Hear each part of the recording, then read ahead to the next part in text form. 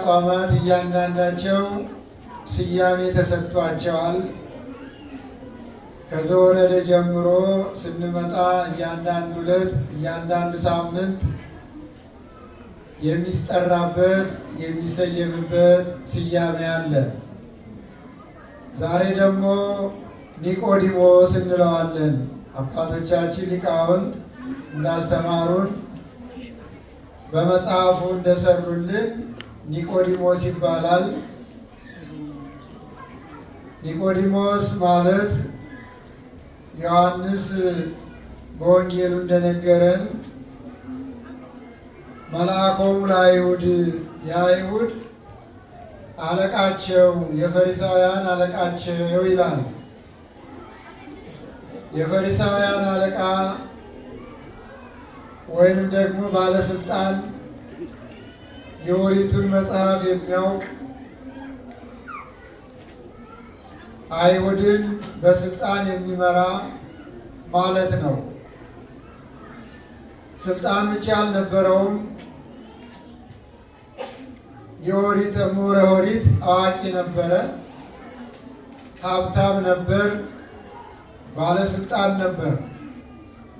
ሶስት ደረጃ ያለው ሰው ነው። ኢየሱስ ክርስቶስ በሚያስተምርበት ሰዓት ሁልጊዜ ጉባኤ ላይ ለመገኘት አይመቸውም ነበር፣ ወይንም ደግሞ ይፈራ ነበረ ይላሉ። የማይመቸው ባለስልጣን ስለነበረ የአስተዳደር ስራ ይሰራ ነበረ። ሕዝብ ይዳኝ ነበር፣ ከሕዝብ ጋር ይውል ነበረ፣ ሰዓት አልነበረውም። ይፈራ ነበረ የሚባለውም ባለስልጣን ስለነበር በዛን ሰዓት ኢየሱስ ክርስቶስ አይሁድና ፈሪሳውያን ይቃወሙ ስለነበረ ከነሱ ጋር ከታየ ያ የሚያስተዳድራቸው ህዝቦች እንዳይቃወሙት ይፈራ ነበረ። ኢየሱስ ክርስቶስ በሚያስተምርበት ሰዓት ፈሪሳውያንና አይሁድ አልተቀበሉትም ነበር። ይጠሉት ነበር፣ ይጣሉት ነበረ። እነሱ የሚሰሩትን እነሱ የሚያደርጉትን ይነቅፍባቸው፣ ይገስጻቸው፣ ይቆጣቸው ስለነበረ በጣም አድርገው ይጠሉት ነበረ። ግብራቸው መጥፎ ስለነበር ግብራቸውን ይነግራቸው ነበረ። ሀሳባቸው ደካማ ስለነበር ደካማ ሀሳባቸውን እንዲተዉ ይመክራቸው ነበረ። በተለይ በስልጣን ላይ ያሉት በሹመት ላይ ያሉት የሚቀሙ፣ ሰው የሚያሰቃዩ፣ በሰው ላይ ግፍ የሚሰሩ፣ ዳኝነት የሚያጣምሙ፣ ጉቦ የሚቀበሉ፣ መማለጃ የሚቀበሉ እነዚህን ሁሉ በገሃድ በፊት ለፊት ይገስጻቸው ነበረ። በዚህ አማካይነት ብዙ ጊዜ ሊይዙትና ሊገሉት ይሹ ነበረ።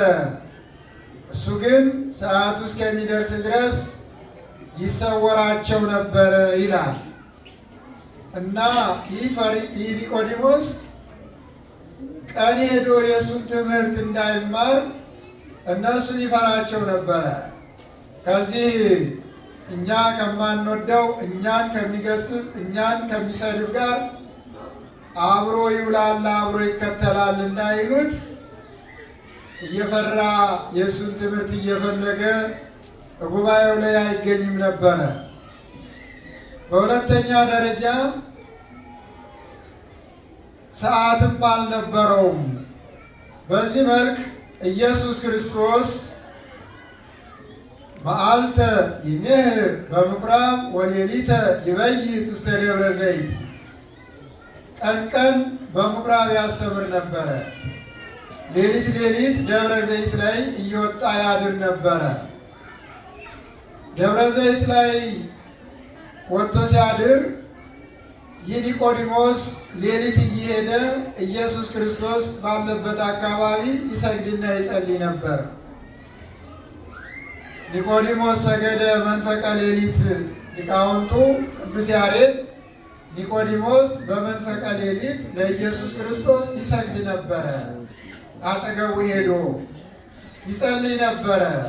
አጠገቡ ቆሞ እሱም ፈሪሳዊ ስለነበረ አይሁዳዊ ስለነበረ አምላካችን የፈሪሳውያንን ሕግ የአይሁድን ስርዓት ግማሹን ሊሽርባቸው ግማሹን ሊያሻሽልላቸው ጠቃሚ ያልሆነውን ጥቅም ወደሚሰጥ እንዲያስተምራቸው ስለመጣ የሚድንበትን ነገር የኦሪቱን ሕግ የኦሪቱን ስርዓት ትቶ ወደ አዲስ ኪዳን ወደ አዲስ ስርዓት እንዲመለሱ እነኛን የሚያስተምራቸው ነበር። እሱንም ሊያስተምረው ፈለገ። ከዚህ በኋላ ኒቆዲሞስ አጠገቡ ቆሞ በሚጸልይበት በሚያስተምርበት ሰዓት ኒቆዲሞስ ጠየቀው። የጠየቀው ምንድን ነው? አንተ በእውነት ታላቅ መምህር ነህ፣ ከላይ የተላክ መምህር ነህ። ስለዚህ በአንተ ስራ እንደነቃለን፣ በአንተ ስራ እንገረማለን።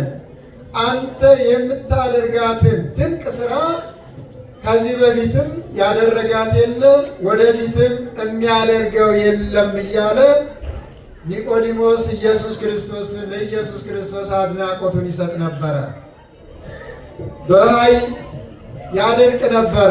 የሚሰራውን ተአምራት እየተናገረ ዕውራንን ታበራለህ፣ ለምጻምን ታነጻለህ፣ የተራቡትን ትመግባለህ፣ የተቸገሩን ትረዳለህ፣ ያዘኑትን ታጽናናለህ፣ ልምሾ ታረካለህ፣ ጥቂቱን ብዙ አድርገህ ትመግባለህ። ይህንን ሁሉ እናያለን እያለን የኢየሱስ ክርስቶስ መልካም ሥራ አምላክነቱን ጭምር ይናገር ነበረ። በዚህ ሰዓት መድኃኒታችን ኢየሱስ ክርስቶስ ኒቆዲሞስን ሊያስተምረው ሊመክረው ይወድ ጀመር። ኒቆዲሞስ መልካም ነው ወደ መንግሥተ እግዚአብሔር ለመግባት ከሰማይ የወረድኩ መሆኔን ካወቅ ወደ ሰማይ ወደ መንግሥተ ሰማያት የምትገባበትን ነገር እነግርሃለሁ፣ አስተምርሃለሁ። ካለሱ ወደ መንግሥተ ሰማያት መግባት አይቻልም። ይኸውም ዘይተወልደ እማይ ወመንፈስ ቅዱስ እይክል በውያ ገቢያ ወበውያ ውስተ መንግሥተ እግዚአብሔር። ከውሃና ከመንፈስ ቅዱስ ካልተወለዱ በስተቀር ወደ እግዚአብሔር መንግሥት መግባት አይቻልም።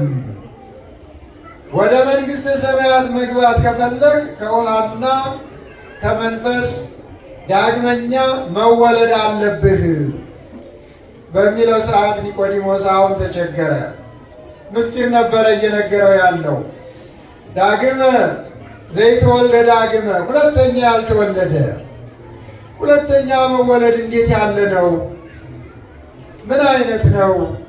እንደገና ሰውስ ተወልዶ ከሸመገለ በኋላ ካደገ በኋላ ወደ እናቱ ሆድ ተመልሶ መግባት ይቻላልን? እንዴት ይሆናል ይሄ ብሎ እንደገና ስለዚህ ምስጢር ጠየቀው። እሱም ዘይተወልደ እማይ ወመንፈስ ቅዱስ፣ ከውሃና ከመንፈስ ያልተወለደ የእግዚአብሔርን መንግሥት አይወርስም። ከውሃ ያለው ወልድን፣ ከመንፈስ ቅዱስ ያለው መንፈስ ቅዱስን፣ ከመንግሥተ ሰማያት ያለው እግዚአብሔር ወልድን እግዚአብሔር አብን ነው። አብን ወልድን መንፈስ ቅዱስን ያላወቀ በአብ በወልድ በመንፈስ ቅዱስም ያልተጠመቀ ወደ እግዚአብሔር መንግሥት አይገባም። ይሄ ነው ሁለተኛ መወለድ ማለት ብሎ ሁለተኛ መወለድ ከውሃ መወለድን ምስጢረ ጥምቀትን አስተማረው። ለመጀመሪያ ከሰባቱ ምስጢራት ውስጥ ምስጢረ ጥምቀት በዮርዳኖስ ከተፈጸመ በኋላ በመጀመሪያ ደረጃ ምስጢረ ጥምቀት ለኒቆዲሞስ ነው የተነገረው። ኒቆዲሞስ ነው የተማረው። ምስጢረ ጥምቀትን ለኒቆዲሞስ ጌታችን ኢየሱስ ክርስቶስ ያስተማረው ክቡር ዳዊት በመዝሙር 16 ቁጥር 3 ላይ ሐወስከኒ ሌሊተ ወፈተንኮ ለልብየ አመከርከኒ ወይተረክበ አመፃ በላዕሌ። ሌሊቱን ፈተንከኝ፣ ልቤን ፈተንከው፣ መረመርከው፣ ፈተንከኝ፣ ምንም ክፋት አልተገኘብኝም። የሰውን ሥራ አንደበቴ አልተናገረም፣ የሰውን ክፋት አንደበቴ አላወራም የሚለው ጥቅስ ለኒቆዲሞስ ነበረ። ኒቆዲሞስ ከፈሪሳውያን ተለይቶ ከዛ ሁሉ ፈሪሳውያን ተለይቶ ኢየሱስ ክርስቶስን ወዶ ሌሊት የቀን ድካሙን ሳይቆጥር ሌሊት እየሄደ ይማር ነበረ። እንደዚህ ያሉ ሰዎች ቅኖች ናቸው። እንደዚህ ያሉ ሰዎች ደጎች ናቸው። ይህ ኢየሱስ ክርስቶስ ከመጣ ጊዜ ጀምሮ በአፉ ተንኮል አልተገኘበትም፣ በአንደበቱም ክፉ አልተናገረበትም።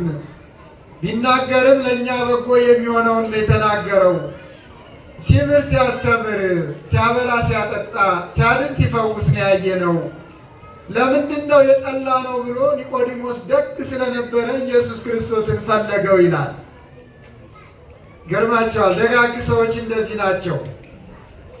ክቡር ዳዊት እንደተናገረው ፈተንከኝ፣ መረመርከኝ፣ አወከኝ በአምላክነትህ ውስጤን አወከው።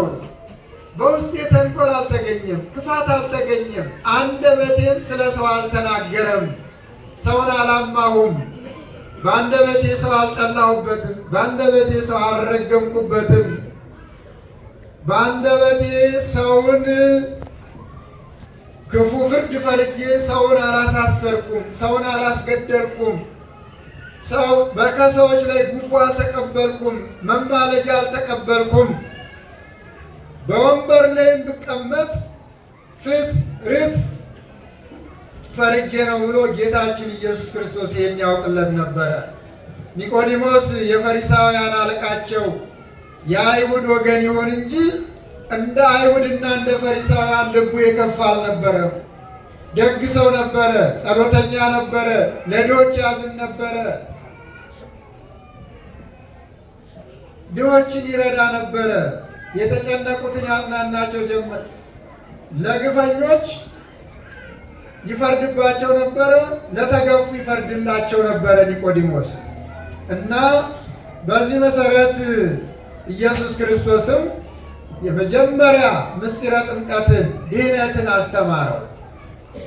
ይሄ ነው እግዚአብሔር የሚወደውን መልካሙን በጎውን ነገር ያሳየዋል።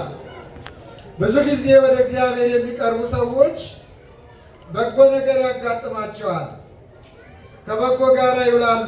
ክቡር ዳዊት ዘምስለ ህሩይ ህሩይ ትከውን ወምስለ ጠዋይ ትጠዊ፣ ለጓደኞችህ ነው የምትሆነው፣ ጓደኞችህ ደጋጎች ከሆኑ ደግ ትሆናለህ ብሎ እንደተናገረው ኒቆዲሞስም መልካም ሰው ነበረ። የሚገርማችሁ ፍቅሩ እስከ መጨረሻ ነበረ።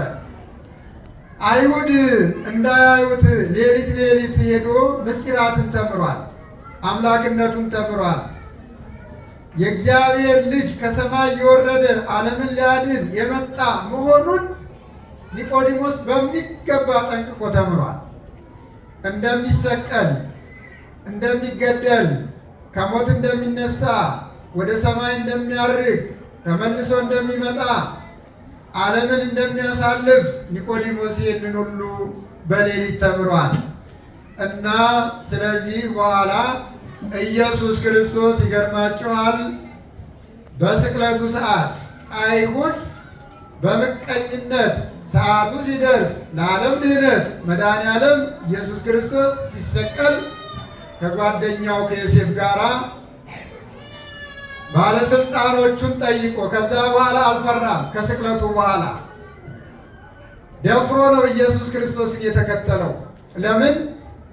በስቅለቱ ሰዓት 7 ተአምራት አይቷል።